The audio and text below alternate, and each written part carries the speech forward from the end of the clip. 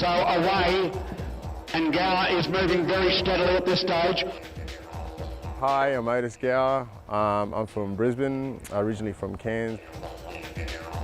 My mum's Torres Strait Island, originally from Saibai, but grew up in Bamaga. I think the good thing about our culture is we have a nice relaxed culture, which people like to call TI time. In terms of sport, it's a big thing for us. As Indigenous people, we have good genetics for sports.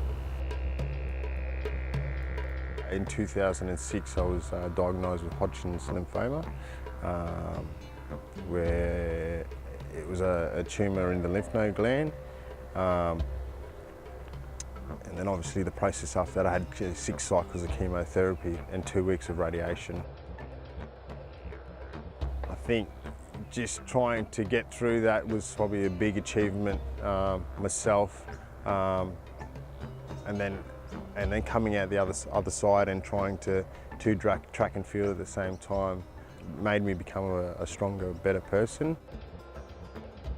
In 2008, I became Australian title holder, which is for me was a massive achievement, knowing that I'd come out of Hodgkin's and becoming an Australian champion. I didn't think that I'd get to where I was in 3 years' time. I think it was seeing the inspiring thing of Josh Ross running 10.3 and saying to myself, I think I can do that as well. Not knowing that, eventually down the track I'd be, Australian champion.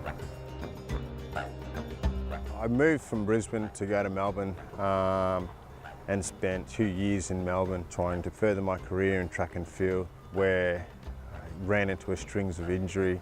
I had a stress fracture in my left ankle, and then ended up tearing my Achilles, which was a longitude tear of 30 centimetres, and tried to sort of, rehab and get better. And I think at that time I sort of got a bit homesick too, so I decided to move back to Queensland when I moved to the Gold Coast. I think at that stage the injury had taken its toll, which sort of ended my career.